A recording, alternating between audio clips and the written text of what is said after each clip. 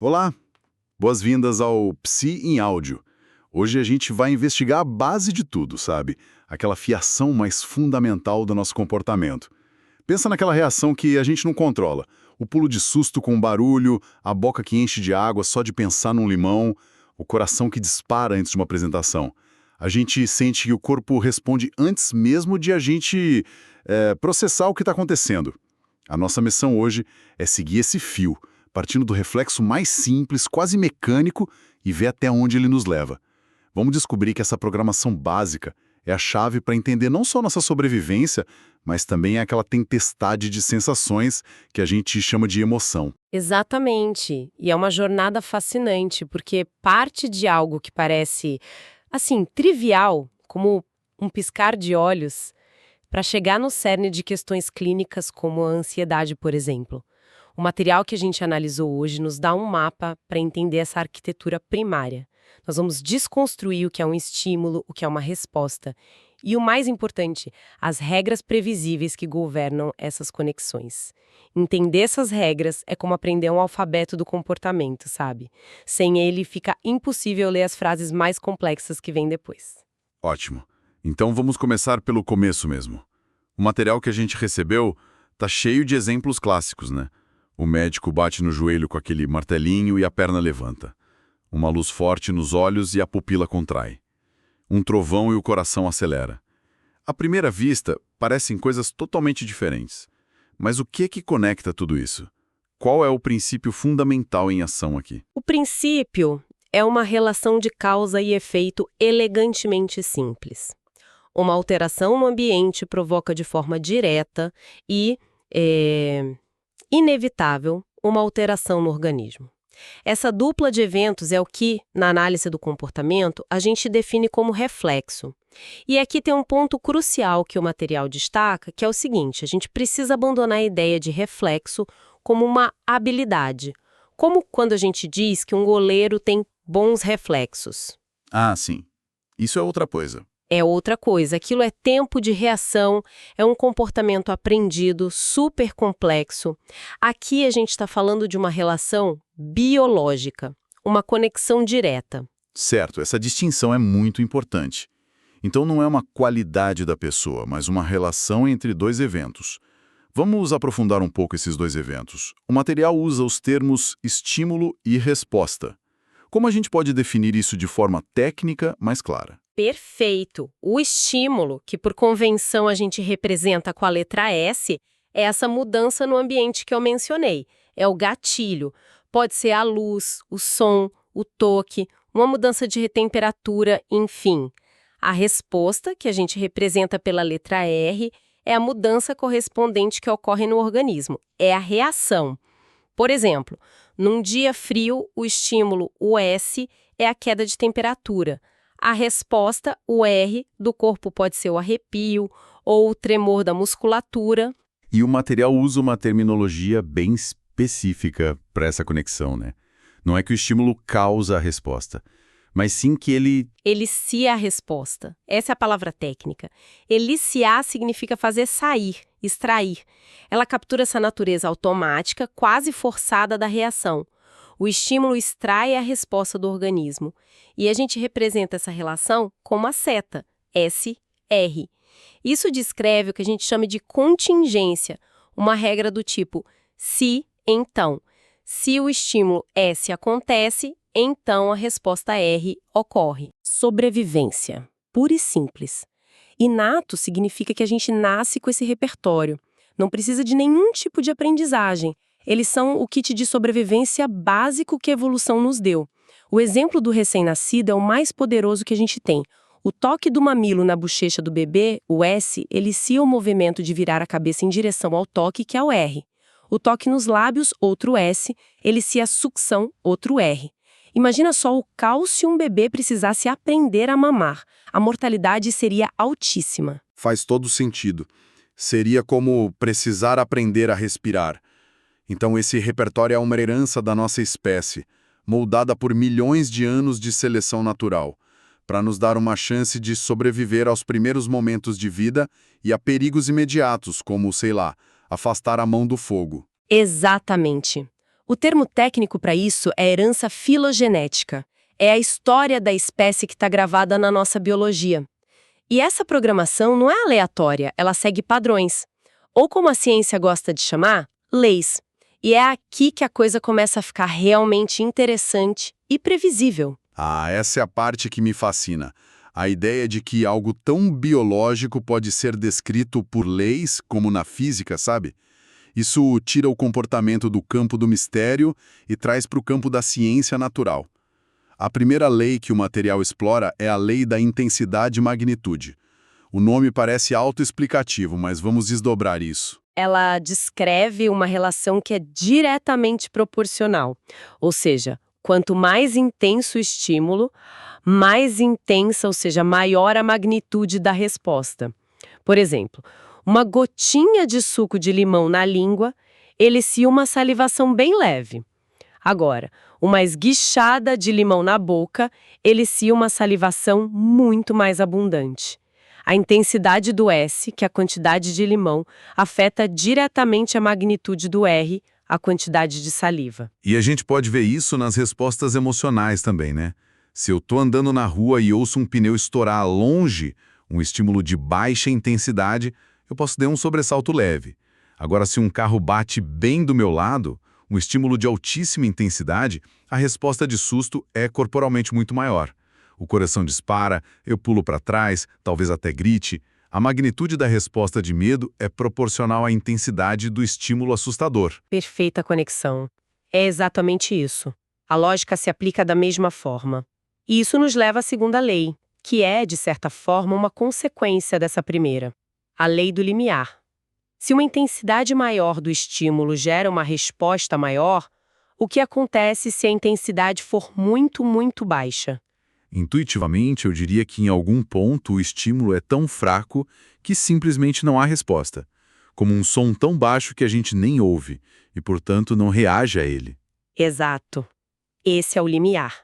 A lei do limiar diz que para cada reflexo existe uma intensidade mínima de estímulo que é necessária para eliciar a resposta. Abaixo desse ponto, nada acontece. Acima desse ponto, a resposta é eliciada. É como se fosse um interruptor, sabe? Por exemplo, uma partícula de poeira minúscula pode pousar no seu olho e não ser suficiente para eliciar o piscar. Mas uma partícula um pouquinho maior, que ultrapassa o limiar, elicia a resposta de piscar imediatamente. Ok, então o estímulo precisa ter uma intensidade mínima para ligar o interruptor. Mas uma vez que ele liga, a reação é sempre instantânea? Porque às vezes eu sinto que a reação é imediata, mas outras vezes parece que demora uma fração de segundo para o corpo responder. Isso nos leva à terceira lei, a lei da latência, não é? Precisamente. Latência é o tempo que decorre entre o início do estímulo e o início da resposta. E aqui a relação é inversamente proporcional à intensidade do estímulo. Ou seja, quanto mais intenso o S, menor o tempo de resposta, menor a latência. Um barulho ensurdecedor provoca um susto que é praticamente instantâneo. A latência é perto de zero. Um barulho mais moderado pode ter uma latência um pouquinho maior antes de você se virar para ver o que foi. Isso também se aplica à dor, imagino. Tocar numa panela morna, a gente sente o calor e tira a mão com calma, a latência é maior. Agora, tocar numa chapa em brasa, a retirada da mão é explosiva, quase sem latência. E o material também menciona que a intensidade afeta a duração da resposta, certo? Sim, é um ponto conectado. Um estímulo mais intenso pode gerar uma resposta que não só é de maior magnitude e menor latência, mas também mais duradoura. Um calafrio provocado por um vento leve passa rápido. Já o tremor de frio que a gente sente numa temperatura muito baixa, que é um estímulo mais intenso, pode durar por minutos. Todos esses fatores, magnitude, latência, duração, são modulados pela intensidade do estímulo. Certo. E se estabelece as regras para uma única ocorrência do estímulo. Mas o mundo real é repetitivo. O que acontece quando o mesmo estímulo é apresentado várias e várias vezes? O nosso corpo continua respondendo da mesma forma toda vez? Por exemplo, morar perto de uma linha de trem. O primeiro trem que passa de madrugada assusta, mas e o centésimo? Excelente pergunta. E ela nos leva a dois processos adaptativos que são fundamentais. A habituação e a sensibilização. No seu exemplo do trem, o que provavelmente ocorre é a habituação. Com elicitações sucessivas e próximas no tempo, a magnitude da resposta reflexa tende a diminuir. O sistema nervoso, entre aspas, aprende que aquele estímulo, apesar de intenso, não representa uma ameaça e a resposta de sobressalto diminui. Às vezes até desaparece. É o famoso se acostumar. A pessoa que mora no campo se assusta com as sirenes da cidade, enquanto que mora na cidade nem percebe mais. O cérebro está filtrando estímulos repetitivos e relevantes. Mas e o contrário? Existe uma situação em que a repetição torna a resposta mais forte? Eu penso naquela torneira pingando durante a noite. O primeiro ping é só um som. O milésimo ping parece uma martelada na cabeça. Perfeito!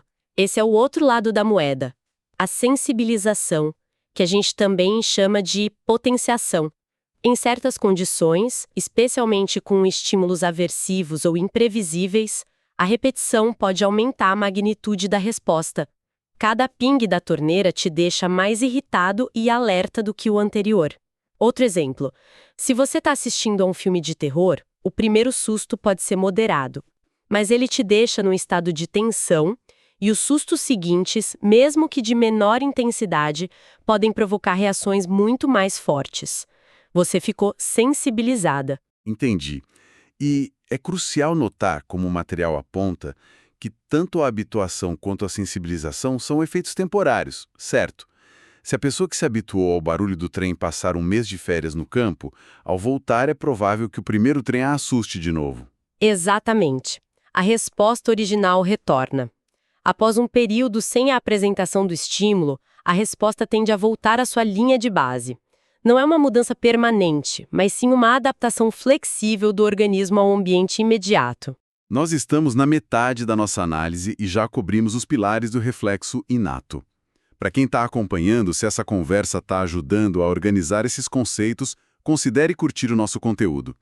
E para quem deseja ir além do que estamos discutindo, deixamos ótimas sugestões de bibliografia na descrição deste áudio para aprofundar os estudos. Agora, vamos conectar os pontos. A gente construiu todo esse modelo. S, R, as leis, os processos de habituação. Por que dominar essa mecânica básica é tão indispensável para um estudante de psicologia? O material faz uma ponte direta disso tudo para algo que parece muito mais complexo e subjetivo: as emoções humanas. Como essa fiação simples serve de base para o medo, a raiva, a alegria. Essa é a aplicação mais poderosa e o motivo pelo qual este é o primeiro capítulo em muitos livros de análise do comportamento. Uma parte enorme do que a gente chama de emoção é, na verdade, um conjunto de respostas reflexas. Quando sentimos medo, não é uma entidade abstrata ou só um pensamento. É um evento fisiológico. O nosso corpo reage. O material descreve bem os componentes reflexos do medo.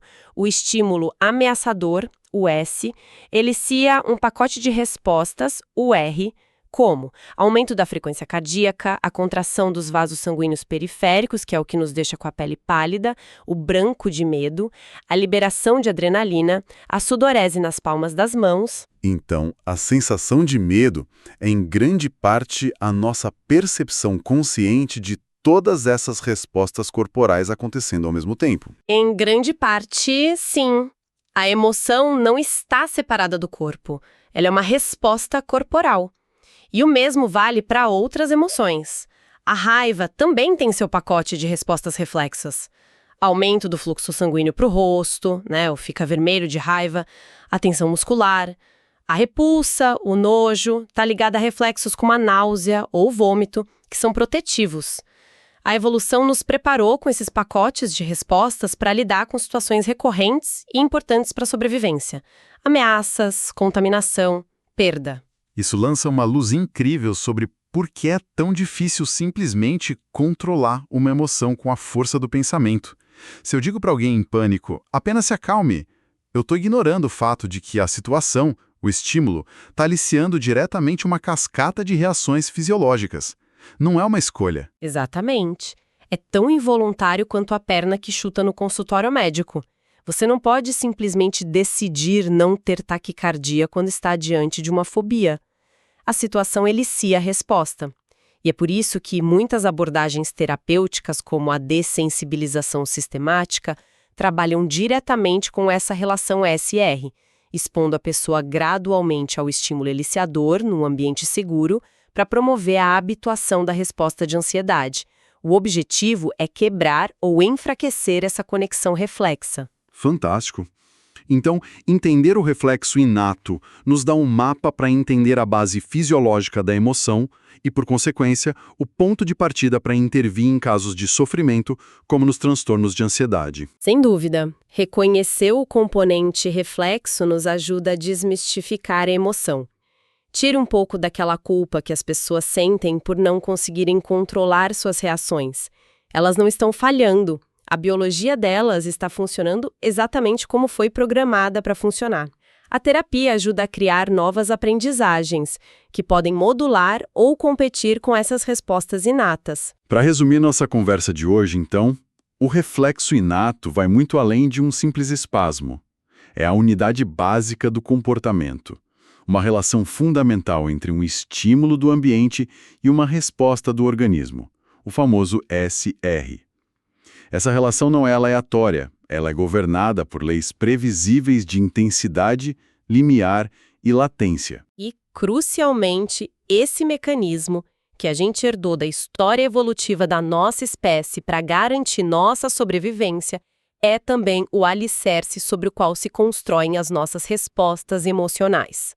Compreender essa base é o primeiro passo indispensável para qualquer estudante que queira entender comportamentos mais complexos, a aprendizagem e a natureza poderosa e muitas vezes involuntária das nossas próprias emoções. Se esta análise aprofundada foi útil para os seus estudos, não se esqueça de seguir o Psi em Áudio para mais conversas sobre os conceitos centrais da psicologia. E fica aqui uma reflexão final conectando tudo o que a gente discutiu.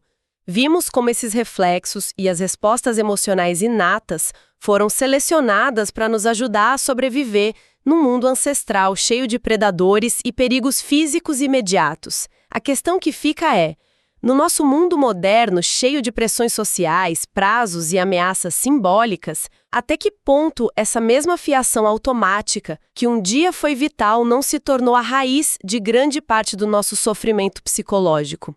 Será que a ansiedade crônica não é, em parte, um sistema de alarme antigo, disparando para perigos que ele não foi projetado para entender? Um ponto para se pensar.